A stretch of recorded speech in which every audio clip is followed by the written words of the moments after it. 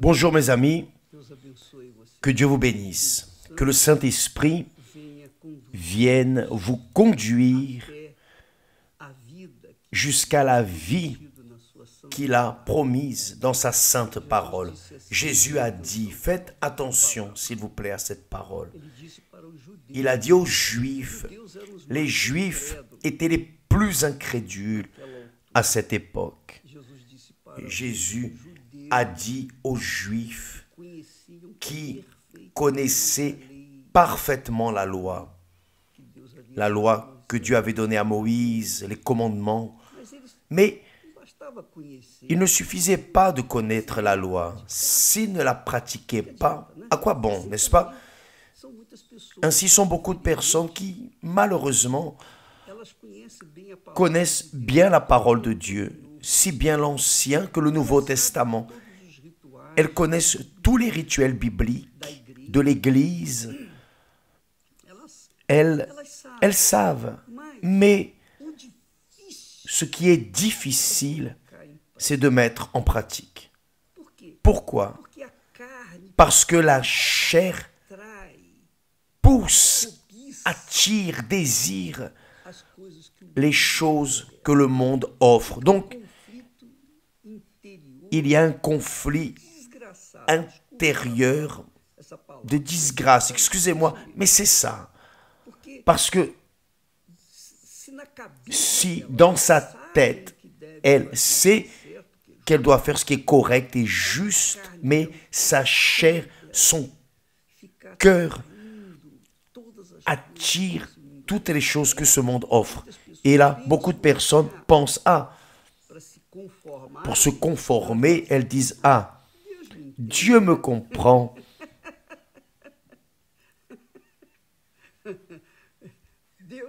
Dieu me comprend, Dieu comprend, Dieu comprend. Et avec cette excuse, elles mènent leur vie, mais par conséquence, leur vie est un fracas total. Pourquoi? Parce qu'elles ne sont pas intégrées à la parole de Dieu. Elles n'obéissent pas à la parole de Dieu. Elles sont rebelles à la parole de Dieu. Et alors, cela ne sert à rien que ces personnes participent au pain, boire la coupe, parce que pour elles, le pain sera juste un morceau de pain. Le jus de raisin sera simplement un jus de raisin. Elles vont boire et leur conscience ainsi va être soulagée en disant non, j'ai participé au corps de Jésus, j'ai bu la coupe, le sang, etc. Mais elles savent là dans le fond que tout n'a été qu'une formalité, une simple formalité. Elles ont fait cela parce que c'est facile, c'est facile. J'ai des mains, je peux prendre un petit morceau de pain, le mettre dans la bouche et mâcher et manger. Quel est le sacrifice? Le jus de raisin, il suffit de le mettre dans la bouche et de le boire. Qu'est-ce que cela va faire? Rien, rien pour ceux qui le font sans aucune crainte envers l'Éternel. C'était le cas des Juifs. Exactement ce genre de personnes que Jésus a trouvé à Jérusalem. Des Juifs qui imposaient au peuple des impositions, des obligations, des restrictions, la loi, mais eux-mêmes ne le faisaient pas. Donc à quoi bon? Ainsi, ce n'est pas seulement les membres, le peuple, les pasteurs aussi, les évêques, quelle que soit l'Église, y compris l'Église universelle, si la personne fait les choses juste pour le faire, par obligation, parce qu'elle a une aide à la fin du mois, cela ne vaut rien pour Dieu. Cela ne vaut rien, mes chers amis, c'est la réalité. Si je fais mon travail pour le faire, si je fais mon travail juste pour plaire aux personnes et que mon pain quotidien ne me manque pas, je suis perdu je serai dans la même situation que ces Juifs. Jésus a dit, vos pères ont mangé la manne dans le désert et sont morts. Et sont morts.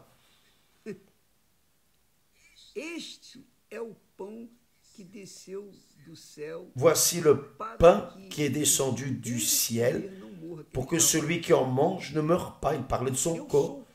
Je suis le pain de vie qui est descendu du ciel. Si quelqu'un mange de ce pain, il vivra éternellement.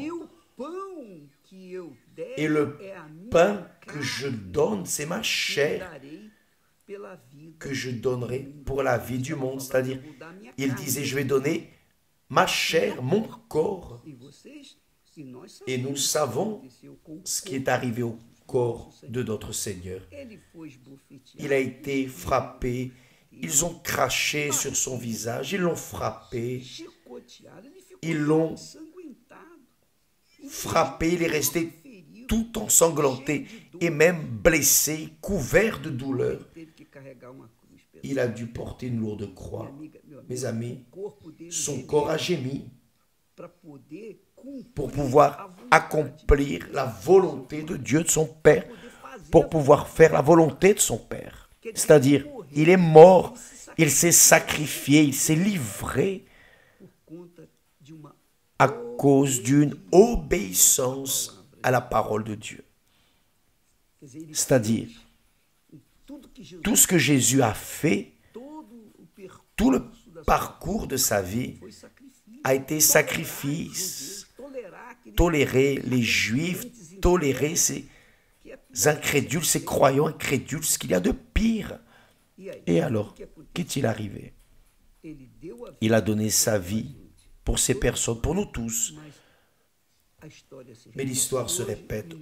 Aujourd'hui, aux jours actuels, il existe encore probablement qu'il y a des personnes qui me regardent maintenant et qui doivent être en train de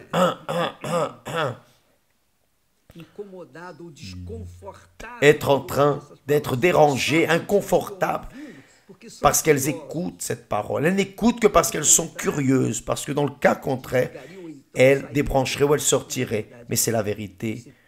Vous devez écouter la vérité, mes chers amis. Si vous êtes pasteur, si vous êtes évêque, si vous êtes archevêque, pape, qui que vous soyez, si vous n'obéissez pas à la parole de Dieu, cela ne sert à rien. Tous les rituels, toutes les coutumes, toutes les allées et venues à l'église, parce que ce qui compte, c'est l'intérieur. C'est ce qui est à l'intérieur de l'âme. La sincérité. La sincérité. Dieu aime les personnes sincères. Donc, voyez ce que Jésus dit aux Juifs. Je suis le pain de vie qui est descendu du ciel. C'est-à-dire, vos pères ont mangé la manne du désert, ils sont morts. Mais celui qui mangera ce pain vivra pour toujours, parce que le pain que je donne, c'est ma chair, que je donne pour la vie du monde. Mais le monde ne se préoccupe pas de ce que Jésus a fait. Donc les Juifs disaient entre eux, comment peut-il nous donner sa chair à manger? Parce que par la loi, on ne pouvait même pas toucher à la chair du défunt, encore moins la manger. Mais Jésus parlait de sa vie, de son corps, pour notre corps. C'est cela. La Sainte Seine, c'est ça.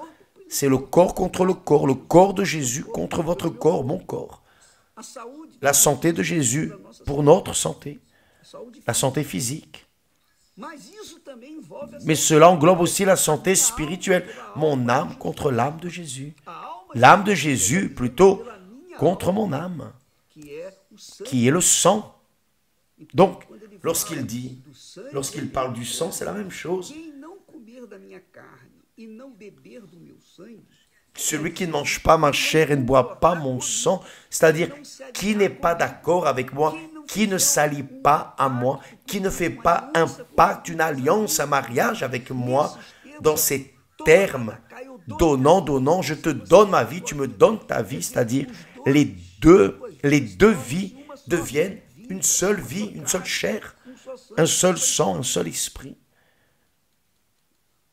Là, le texte sacré, Paul dit que celui qui s'assemble au Seigneur, c'est-à-dire qui s'allie, qui se marie, qui fait alliance avec le Seigneur, est un avec lui, un en esprit. Donc, mes amis, c'est le propos de la Sainte Seine à l'Église universelle.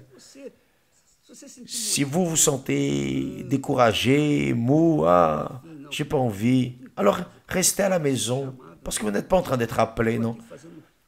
Je fais l'invitation, j'invite les personnes qui dévouent leur vie, qui croient dans le Seigneur Jésus-Christ et veulent vivre l'éternité avec lui. C'est pour cela que vous devez sacrifier votre vie pour lui. Vous devez donner votre vie pour lui. Il doit être le premier dans votre vie. Et la Sainte Seine, c'est cela. C'est le meilleur de Dieu contre le meilleur de nous, de chacun de nous. Donc, comme Jésus a dit, personne ne vient à moi si le Père ne l'a pas envoyé. Donc je crois de tout mon cœur que les personnes qui viendront aujourd'hui seront guidées par le Saint-Esprit. Même les personnes incrédules vont venir parce que le Saint-Esprit les a convaincus à venir. Et celles qui sont molles, qui font gna gna gna gna, vont rester en arrière parce que elles ne sont pas touchées, elles ne sont pas en train d'être touchées par le Saint-Esprit. Donc qui viendra va vivre ce que Jésus promet,